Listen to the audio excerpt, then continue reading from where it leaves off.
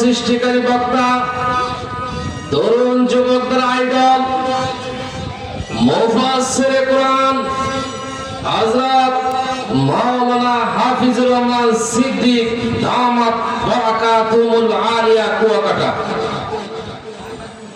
প্রিয় উপস্থিতি, এই পর্যায়ে আপনাদের সামনে কোরআন হাদিস থেকে গুরুত্বপূর্ণ আলোচনা পেশ করবেন আমাদের এই এলাকার কৃতি সন্তান জনাব হযরত মাওলানা মুফতি কামরুল ইসলাম ওসমানী সাহেব দামাত বারাকাতুহুল আলিয়া।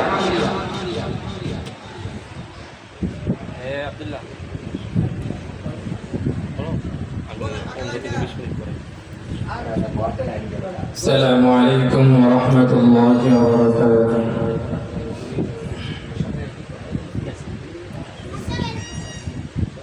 الحمد لله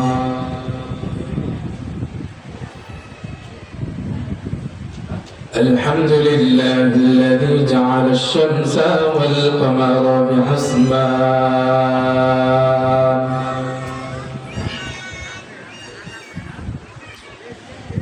والنجم والشجر يسجدان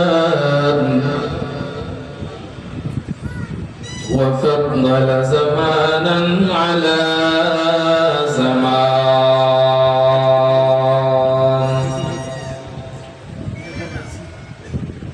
كما فضل مكانا على مكان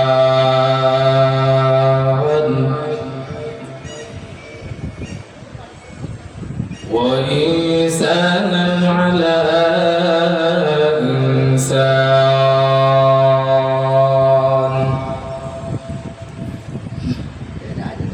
ونشهد أن لا إله إلا الله وحده لا شريك له لا ضد له ولا ند له ولا مثل له ونشهد أن سيدنا وسندنا وحبيبنا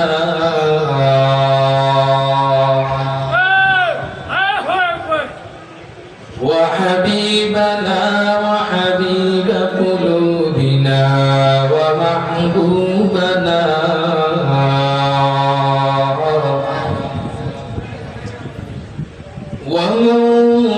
ومولانا محمدا عبده ورسوله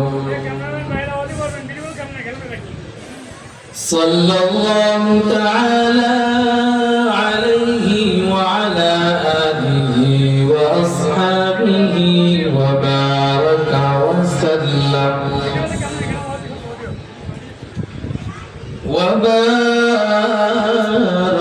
وسلم تسليما كثيرا كثيرا.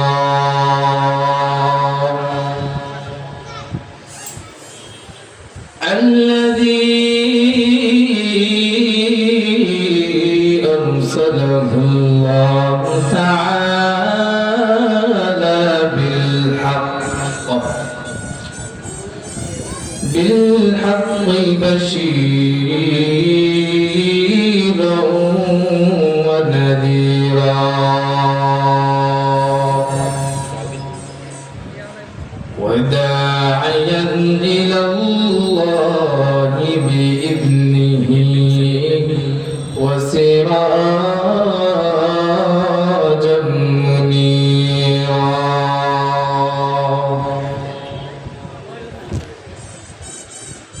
أما بعد فأعوذ بالله من الشيطان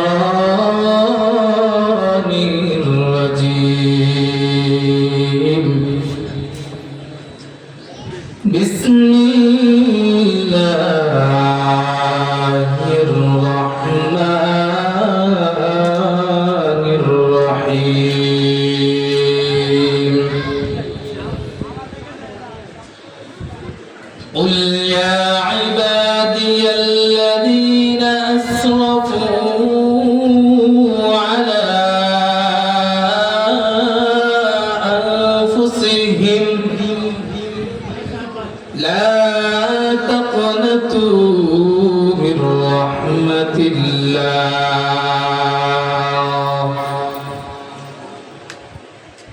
إن الله يغفر الذنوب جميعا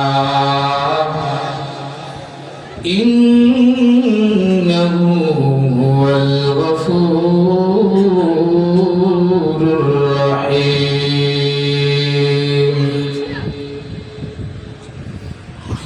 صدق الله مولانا العظيم وصدق رسوله النبي الكريم ونحن على ذلك لمن الشاهدين والشاكرين والذاكرين والحمد لله رب العالمين निगाह मुमिन से तो बदल जाती है तकदीर निगाह मुमिन से तो बदल जाती है तकदीर ये बंदा की कुव्वत नहीं कुदरत का इशारा ये बंदा की कुव्वत नहीं कुदरत का इशारा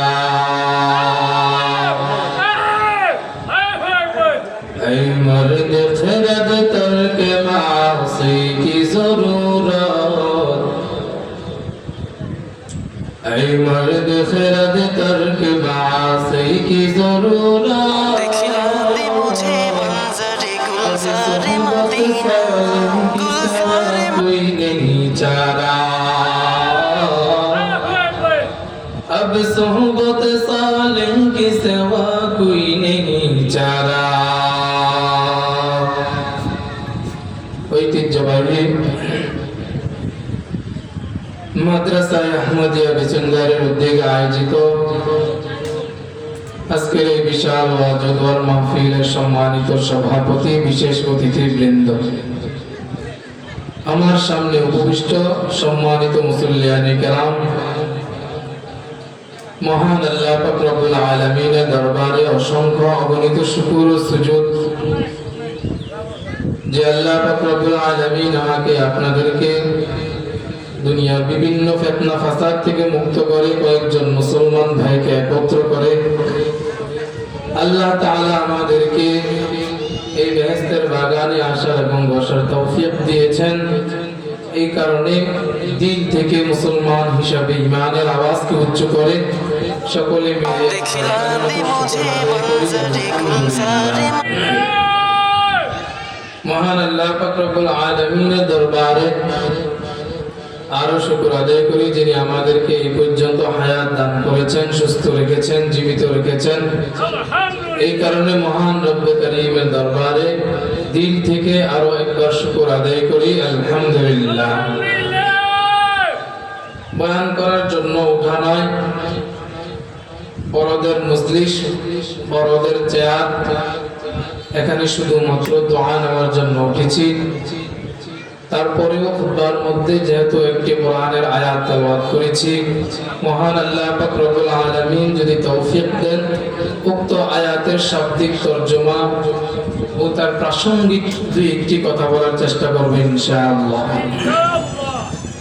আল্লাহ পাক রব্বুল আলামিন পৃথিবীর মধ্যে যখন মানুষকে সৃষ্টি করেছেন আল্লাহ পাক রব্বুল আলামিন বেগুনাহ মাসুম বানাইয়া আমাদেরকে এই পৃথিবীর জমিনে পাঠাইছেন যখন আমরা দুনিয়ার মধ্যে আসছি তখন থেকেই আমরা আল্লাহর নিয়ামত ভোগ করে আসছি। যেই সময়টায় আমরা দুনিয়ার মধ্যে আসছি, না ওই সময়ের মধ্যে আল্লাহর জিকির করেছি, না ওই শিশু অবস্থায় নামাজ পড়েছি, না ওই শিশু অবস্থায় আল্লাহর কুদরতি পায়ে সিজদা দিয়েছি।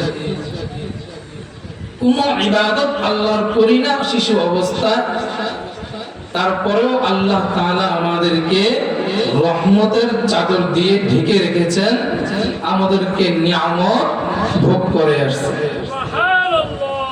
আল্লাহ তাআলা আমাদেরকে এই যে এত নিয়ামত দান করেছেন, আল্লাহর কোনো স্বার্থ নাই, আল্লাহর কোনো কি নাই, স্বার্থ নাই। কিন্তু যখন আমি আর আপনি প্রাপ্তবয়স্ক হলাম, বালেগ হলাম, ভালো খারাপ সব কিছু যখন চিনলাম, চিনার পর থেকেই যে আল্লাহ আমাকে এতদিন নিয়ামতের মধ্যে ডুবে রেখেছেন, যে আল্লাহ এতদিন নিঃস্বার্থভাবে আমাকে ভালোবেসে শিশুকাল থেকে নিয়ে প্রাপ্তবয়স্ক হওয়া পর্যন্ত যে আল্লাহ আমাকে কত নিয়ামত দান করেছেন, যখন থেকে আমি বুঝলাম ভালো খারাপ, আল্লাহর ইবাদত কোনটা, আল্লাহর নাফরমানি কোনটা, সওয়াব কোনটা, গুনাহ কোনটা, যখন থেকে আল্লাহ আমাকে এই বিবেক দিয়েছেন, ঠিক তখন থেকেই আমরা নাফরমানি শুরু করে দেই। যখন ভালো খারাপ চিনেছি, মাওলাকে যখন চিনতে পেরেছি, ইবাদত যখন চিনতে পেরেছি, ঠিক তখন থেকে মাওলার নাফরমানি আমরা শুরু করে দেই। এই কারণে যখন নাফরমানি হয়ে যাবে, মানুষ হিসাবে গুনাহ হওয়াটা স্বাভাবিক। কারণ শয়তানকে আল্লাহ তাআলা এমন একটা শক্তি দিয়েছেন, মানুষের রগে রগে শয়তান চলতে পারে, যার কারণে গুনাহ হওয়াটা স্বাভাবিক। বাকি গুনাহ করে তওবা না করা, ওই গুনাহের উপর অটল থাকা, এটাই হলো সমস্যা। আমি একটা গুনাহ করলাম, ওই গুনাহের উপর কোনো লজ্জিত হলাম না, ওই গুনাহের উপর অটল থাকলাম, এটাই হলো সমস্যা। এই কারণে আল্লাহ তাআলা পবিত্র কোরআনের মধ্যে বলেন, قل يا عبادي الذين أسرفوا على أنفسهم قل يا عبادي الذين أسرفوا على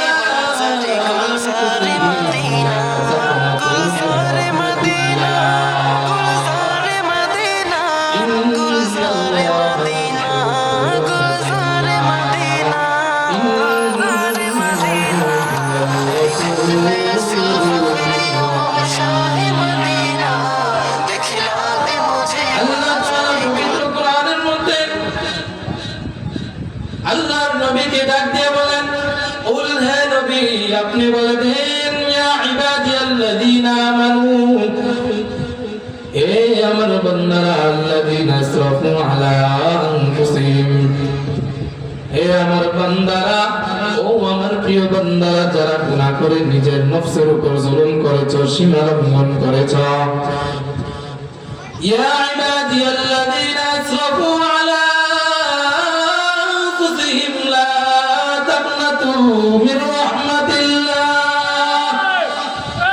আল্লাহ বলেন, আমার বান্দারা, যারা গুনাহ করিয়া আমার কাছে ক্ষমা না চাও, লা তাকনাতু মির রাহমাতিল্লাহ, আমি আল্লাহর রহমত থেকে তোমরা নৈরাশ হও না। ইন্নাল্লাহ ইয়াগফিরুদ যুনুবা জামিআ, আল্লাহ বলেন, আমি আমার বান্দার সকল গুনাহগুলো ক্ষমা করে দেব। ইন্নাহু হুয়াল গফুরুর রহিম, নিশ্চয় আমার আল্লাহ বড় ক্ষমাশীল, বড় দয়াশীল।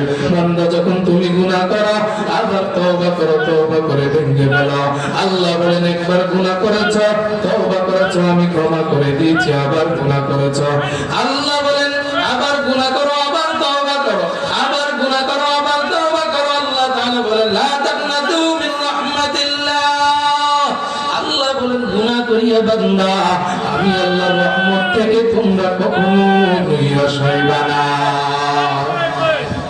পয়গম্বর মুসা আলাইহিস সালাতু ওয়াস সালাম উম্মত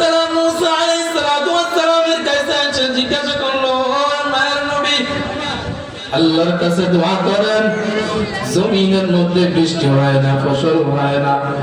আল্লাহর কাছে দোয়া করেন যেন বৃষ্টি হয়।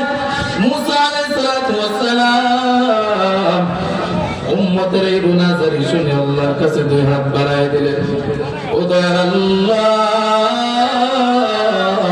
এই জমিনের মধ্যে বৃষ্টি বর্ষণ করে আমার উম্মতের রিজিকের ব্যবস্থা করিয়া দেন।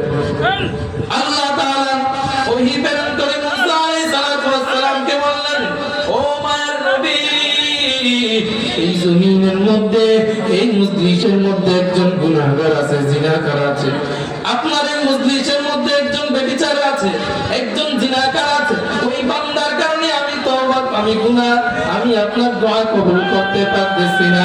যতক্ষণ না এই বান্দা এই জমিনের মধ্যে, এই মজলিসের মধ্যে থাকবে, ততক্ষণ আমি আল্লাহ আসমান থেকে বৃষ্টি বর্ষণ করতে পারবো না। মুসা আলাইহিস সালাতু ওয়াস সালাম ওই মজলিসের দিকে তাকায়া ডাক দেন, ও জিনাকার, কে আছো? এই মজলিস থেকে বের হয়ে যাও, মজলিস থেকে বের হয়ে যাও। যদি মজলিস থেকে বের না হও, আমি এখন আল্লাহর পক্ষ থেকে নাম ঠিকানা এনে তোমার কান ধরে এই মজলিস থেকে বের করে দেব। গুনাহগার আল্লাহর কাছে কান্না করে বলে, ও দয়াল আল্লাহ, এতদিন পর্যন্ত আমি গুনাহ করেছি, এতদিন পর্যন্ত অপরাধ করেছি। আমার মা জানে না, আমার বাবা জানে না, আমার গ্রামের কেউ জানে না, আমার মহল্লার কেউ জানে না। এখন যদি আমি এই মজলিস থেকে উঠে যাই, গ্রামের সবাই জেনে ফেলবে, আমার মা বাবা ভাই বোন সন্তান সকলেই জেনে ফেলবে আমি একজন গুনাহগার। ওই বান্দা আল্লাহর কাছে কান্না করে, দিলের কান্না করে ডাক দিয়ে বলেন, ও দয়ার আল্লাহ, এতদিন গুনাহ করেছি, গুনাহের কারণে আমার খানা আপনি বন্ধ করেন নাই। এতদিন গুনাহ করেছি, আপনার দয়া আমার উপর বন্ধ করেন নাই। এতদিন গুনাহের কারণে আপনার বাতাস আপনি বন্ধ করেন নাই, আপনার পানিও আপনি বন্ধ করেন নাই। ও আল্লাহ, এখন থেকে তওবা করতেছি, আপনি আমাকে ক্ষমা করে দেন। গলায় ছুরি লাগবে, আমি আর কখনো গুনাহ করব না। আমি আপনার কাছে তওবা করি, আর জীবনে আমি গুনাহ করব না। আল্লাহ তাআলা মায়ার সাগরে ডুব দিয়া রাহমাতুল লিল আলামিন, আল্লাহ রহমতের সাগরে ডুব দিয়া সাথে সাথে মেঘাচ্ছন্ন করে দিলেন। আকাশ মেঘাচ্ছন্ন হয়ে গেল। মুসা আলাইহিস সালাতু ওয়াস সালাম ডাক দিয়া বললেন, আল্লাহ, আপনি বলেছেন গুনাহগার যদি উঠে যায় তাহলে আপনি বৃষ্টি দিবেন, কিন্তু গুনাহগার তো উঠে নাই, আপনার বৃষ্টি কেন আসলো? মুষলধার বৃষ্টি শুরু হয়ে গেল, ঝড় বৃষ্টি শুরু হয়ে গেল, কিন্তু মজলিস থেকে কোনো গুনাহগার উঠে নাই। আল্লাহর কাছে মুসা আলাইহিস সালাতু ওয়াস সালাম ডাক দিয়া বলল,